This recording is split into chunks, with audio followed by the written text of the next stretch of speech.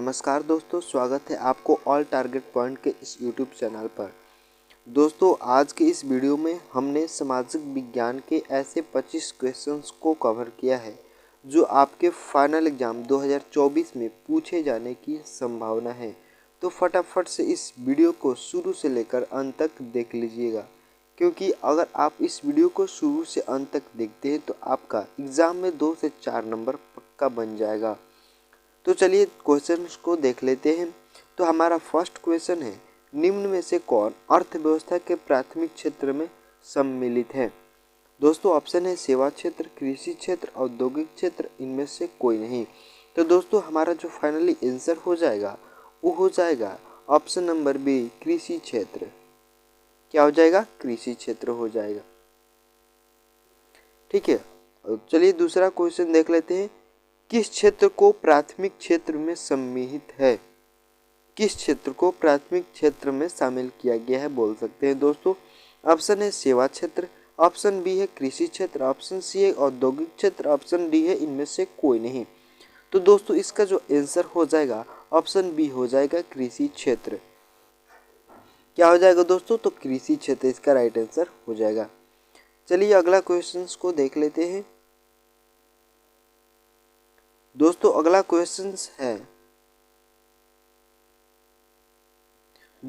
Question है भारत में योजना आयोग का गठन कब किया गया था?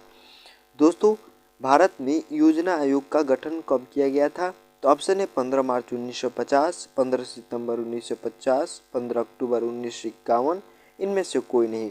तो दोस्तों इसका आंसर हो जाएगा ऑप्शन नंबर ए, 15 मार्च 1950 इसका राइट आंसर हो जाएगा। दोस्तों चलिए 4 नंबर क्वेश्चंस को देख लेते हैं। इनमें से किस देश में मिश्रित अर्थव्यवस्था है?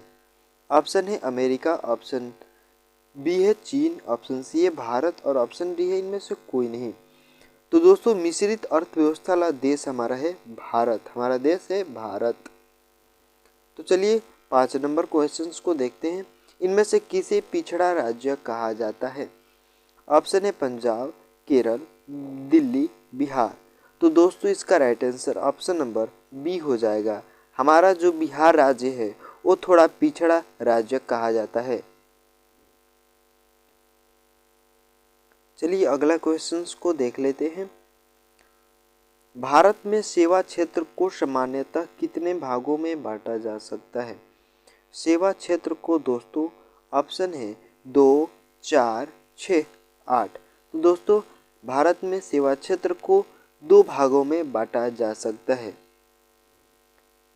चलिए अगला क्वेश्चन को देखते हैं। अर्थव्यवस्था की आर्थिक क्रियाओं को कितने भागों में बांटा जा सकता है?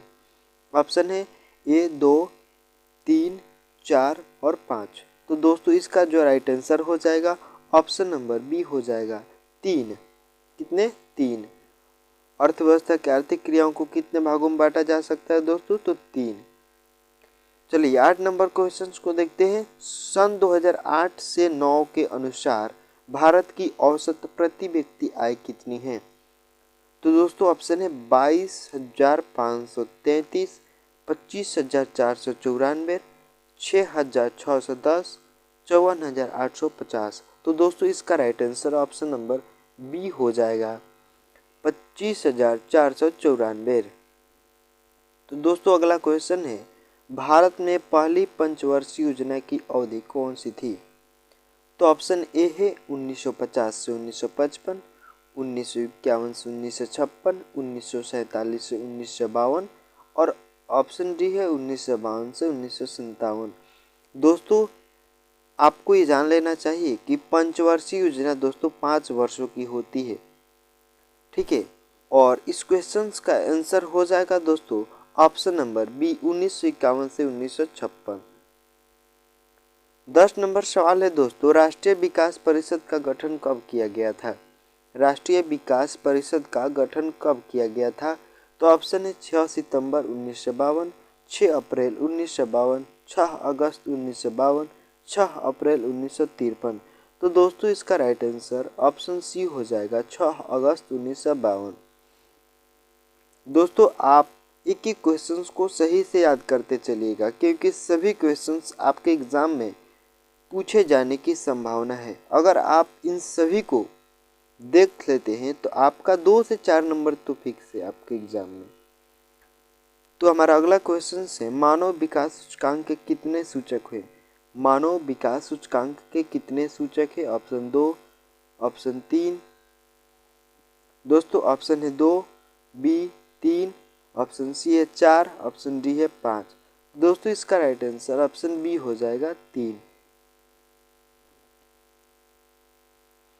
अगला क्वेश्चन से 12 नंबर, संपूर्ण क्रांति का नारा किसने दिया? तो दोस्तों ऑप्शन ए है विनोबा भावे, ऑप्शन बी है doctor Rajendra Prasad, option C है जगजीवन राम और ऑप्शन डी है जय प्रकाश नारायण। तो दोस्तों इसका राइट आंसर ऑप्शन डी हो जाएगा जयप्रकाश नारायण। क्या हो जाएगा? जयप्रकाश नारायण। तो अब क्वेश्चन नंबर 13 है, मनरेगा के अंतर्गत ग्रामीण मजदूरों को साल में कम से कम कितने दिनों के लिए रोजगार देने की व्यवस्था है? दोस्तों ऑप्शन है ए 100, ऑप्शन बी है 150, ऑप्शन सी है 200 और ऑप्शन डी है 50। तो दोस्तों जो मनरेगा है उनके अंतर्गत ग्रामीण मजदूरों को कम से कम साल में 100 दिनों की रोजगार देने की व्यवस्था है। तो इसका राइट आंसर ऑप्शन ए हो जाएगा। चलिए अब 14 नंबर क्वेश्चन देखते हैं, आर्थिक क्रियाओं का उद्देश्य क्या होता है? ऑप्शन ए है जीविकोपार्जन, ऑप्शन बी मनोरंजन, ऑप्शन सी ए और बी दोनों और ऑप्शन डी इनमें से कोई नहीं। तो दोस्तों आर्थिक क्रिया का उद्देश्य जो होता है वह जीविकोपार्जन के लिए होता है। तो इसका राइट आंसर क्या हो जाएगा? ऑप्शन ए हो जाएगा।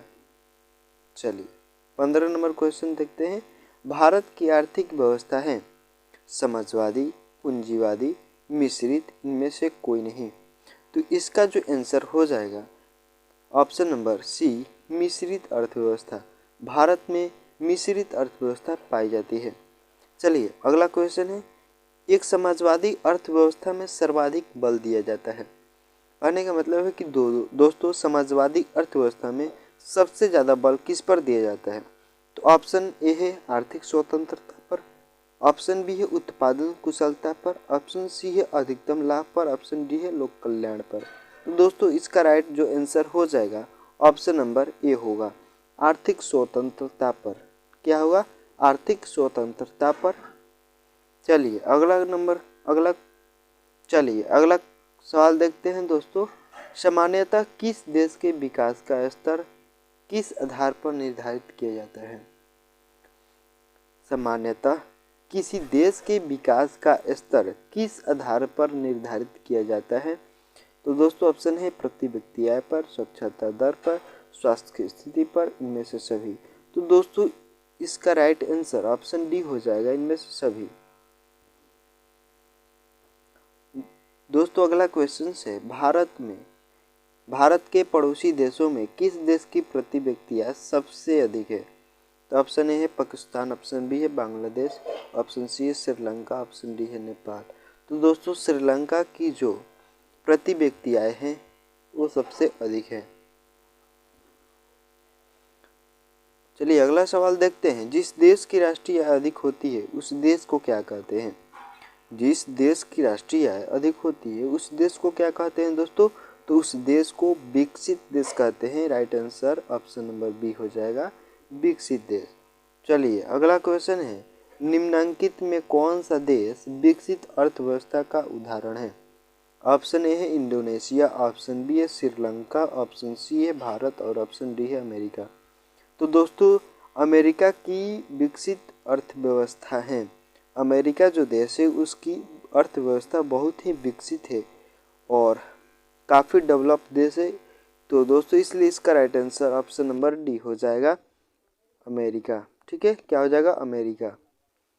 तो अगला क्वेश्चन है, किस अर्थव्यवस्था में उत्पादन के साधनों पर किसी व्यक्ति या निजी संस्था का अधिकार होता है? तो ऑप्शन है पूंजीवादी अर्थव्यवस्था पर, समाजवादी अर्थव्यवस्था पर, मिश्रित अर्थव्यवस्था पर, इनमें से कोई नहीं। तो दोस्तों इसका right answer option number A हो जाएगा, पूंजीवादी अर्थव्यवस्था पर।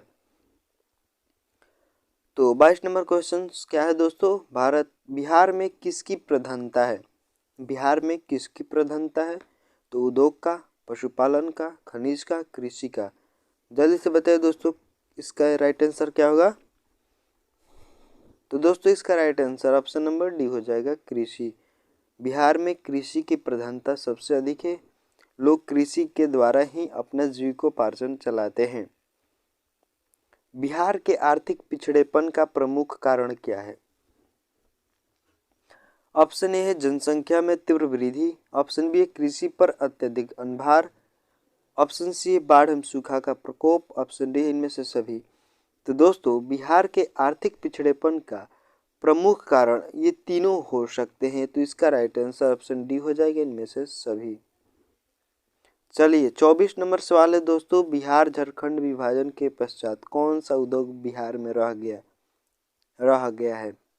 तो दोस्तों ऑप्शन है लोहा इस्पात उद्योग, ऑप्शन बी है चीनी उद्योग, ऑप्शन सी है कपड़ा उद्योग, ऑप्शन डी है इनमें से सभी। उत्तर, इसका उत्तर दोस्तों हो जाएगा ऑप्शन नंबर बी चीनी उद्योग।